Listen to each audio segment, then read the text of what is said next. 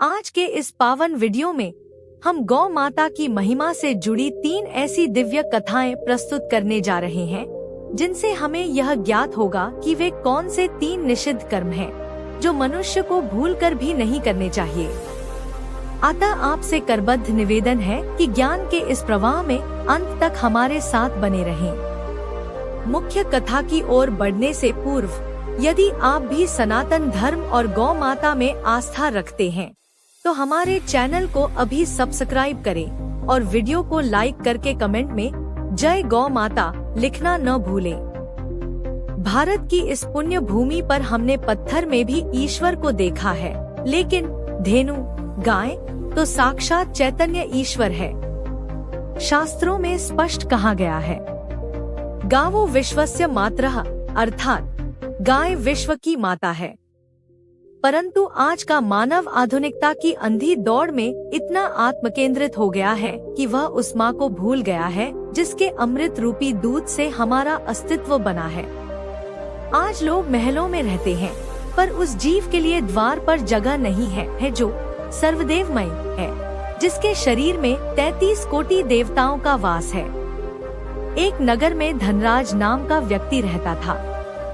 नाम के अनुरूप उसके पास अपार धन था, वैभव था। उसके द्वार पर प्रतिदिन एक असहाय गाय आती थी।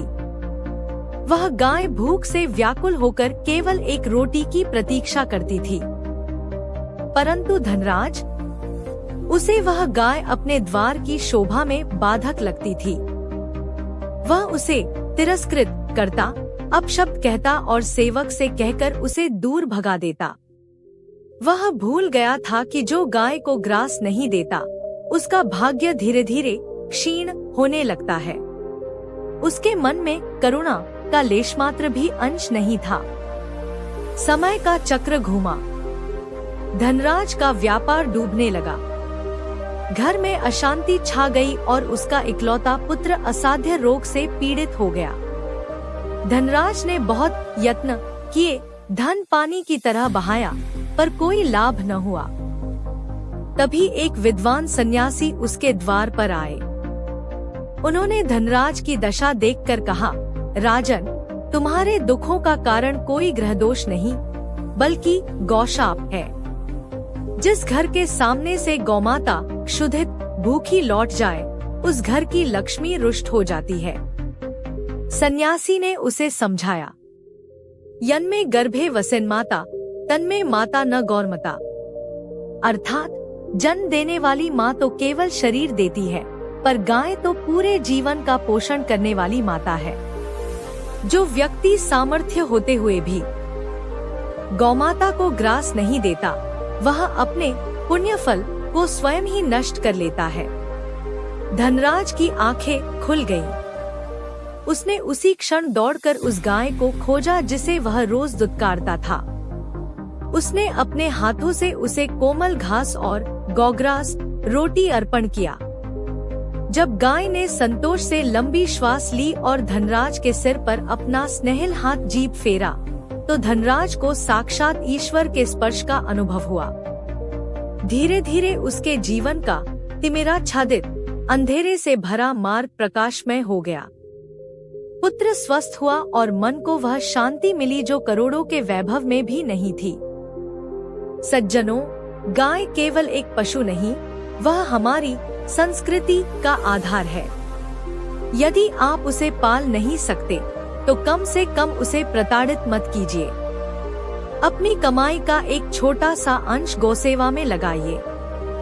याद रखिए, जहाँ गौमाता प्रसन्न है, वहाँ धर्म, अर्थ, काम और मोक्ष चारों सिद्ध होते हैं। गौरक्षति रक्षितः। यदि आप गाय की रक्षा करेंगे, तो गाय आपकी रक्षा करेगी।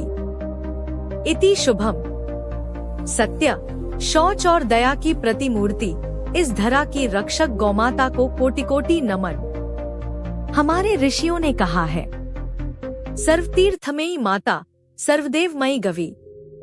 अर्थात जैसे माता सभी तीर्थों के समान है, वैसे ही गाय में सभी देवताओं का वास है। किंतु हाय रे मानव, आज तू उस कामधेनु को भूल गया है जिसने अपनी संतान के समान तेरा पोषण किया। आज की कथा केवल एक कहानी नहीं, हर उस व्यक्ति के लिए एक दर्पण है जो गौसेवा को केवल एक पुराना विचार मानता है।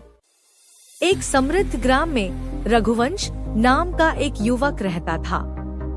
उसके पूर्वज बड़े गौभक्त थे। उनके आंगन में हमेशा गायों की सेवा होती थी। परंतु रघुवंश आधुनिकता के नशे में चूर था। उसे गायों की गंध और उनकी सेवा बोझ लगने लगी। उसने अपने वृद्ध पिता के देहांत के बाद घर की एकमात्र बूढ़ी गाय नंदिनी को घर से बाहर निकाल दिया। उसने सोचा, जो गाय दूध नहीं दे सकती उसे खिलाना अपव्यय, फालतू खर्च है। उसने भूलवश भी नहीं सोचा कि जिसे वह पशु समझ रहा है वह उसके कुल की पुण्यपुंज थी। नंदिनी भूखी प्यासी सड़कों पर भटकने लगी, पर उसने कभी रघुवंश को श्राप नहीं दिया, क्योंकि माँ तो केवल ममता का सागर होती है। अचानक रघुवंश के जीवन में अरिष्ट दुर्भाग्य के बादल छा गए। उसका धन डूब गया और वह स्वयं एक ऐसी व्याधि बीमारी से घिर गया जिसका उपचार किसी औषधि में नहीं था। वह बिस्तर पर पड़ा पड़ा अपनी मृत्यु की प्रतीक्षा करने लगा। एक रात्रि स्वप्न में उसे अपनी स्वर्गीय माता के दर्शन हुए। माता ने कहा, पुत्र, तूने उस गौ का परित्याग किया जिसका दूध पीकर तू बड़ा हुआ। जिस घर के द्वार से गौमाता अश्रु बहाती हुई जाती है, उस घर से आरोग्य और ऐश्वर्य सदा के लिए विदा ले लेते हैं। रघुवंश की चेतना जागी। उसे अपनी कृतघ्नता, उपकार न मानना पर अत्यंत ग्लानि हुई। उसने कांपते स्वर में कहा, गौप्राधोयम महद पापम क्षमस्व परमेश्वरी। अर्थात गाय के प्रति किया गया अपराध महान पाप है। हे परमेश्वरी, मुझे क्षमा करे। अगली सुबह रघुवंश अपनी शक्ति बटोरकर उस बूढ़ी गाय को खोजने निकला। उसने देखा कि नंदिनी एक सूखी झाड़ी के पास अधमरी अवस्था में पड़ी थी। रघुवंश उसके चरणों में गिर पड़ा और रोने लगा। उसने अपने आंसुओं से उसके खुर धोए और उसे ससम्मान घर लाया। उसने उसे शुद्ध जल पिलाया और प्रेम से सहलाया। जैसे ही गौमाता ने अपना स्नेहपूर्ण हाथ जीभ रघुवंश के शरीर पर फेरा, उसकी व्याधि धीरे धीरे समाप्त होने लगी। यह कोई चमत्कार नहीं, बल्कि गौमाता के वात्सल्य का प्रताप था। रघुवंश समझ गया कि गौसेवा केवल धर्म नहीं, बल्कि स्वयं के आत्मकल्याण का मार्ग है। भाइयों और बहनों, याद रखिए, गौमाता की आंखों से गिरा एक भी आंसू इस सृष्टि के संतुलन को हिला सकता है। जो व्यक्ति गाय को ग्रास नहीं खिलाता, वह अपने सौभाग्य के द्वार स्वयं बंद कर लेता है। आइए हम सब संकल्प लें कि हम अहिंसा के इस पथ पर चलेंगे और गौवंश की रक्षा करेंगे। स्वस्ति मात्रे स्वस्ति गवे, अर्थात माता का कल्याण हो, गाय का कल्याण हो। जय गौमाता। इस चराचर जगत में जहाँ सूर्य प्रकाश देता है और नदियाँ जल, वहीं गौमाता हमें निस्वार्थ प्रेम और पोषण देती है। ऋग्वेद में कहा गया है, गौनामनी साक्षात अदिति, अर्थात गाय साक्षात देव माता अदिति का स्वरूप है। परंतु आज का मनुष्य इतना प्रमादी, आलसी और अहंकारी हो गया है कि वह भूल गया है कि उसका अस्तित्व इन मूक प्राणियों की कृपा पर टिका है। आज की यह कथा उस अहंकार के टूटने और श्रद्धा के जागने की है। एक विशाल नगर में अजित नाम का एक अत्यंत प्रभावशाली व्यक्ति रहता था। उसका मानना था कि दुनिया केवल लेन देन पर चलती है। वह कहता, जो मुझे कुछ दे नहीं सकता, मैं उसे एक तिनका भी क्यों दूं? उसके द्वार पर रोज एक अत्यंत दुर्बल गाय आती थी। अजित उसे भोजन देना तो दूर, उसे देखकर अपना मुंह फेर लेता था। एक बार कड़ाके की ठंड में वह गाय उसके द्वार पर ठिठुर रही थी। अजित ने अपने महंगे कंबल तो ओढ़े, पर उस बेजुबान के लिए एक पुरानी बोरी तक नहीं डाली। वह भूल गया था कि अन्नदान और गौग्रास से बड़ा कोई परमार्थ नहीं है। उसने उस गाय को तुच्छ समझा, जबकि वह उसके द्वार की मंगल मूर्ति थी। कहते हैं कि ईश्वर जो मनुष्य अपनी थाली से पहला ग्रास गाय के लिए निकालता है, उसके घर में कभी अन्नपूर्णता की कमी नहीं होती।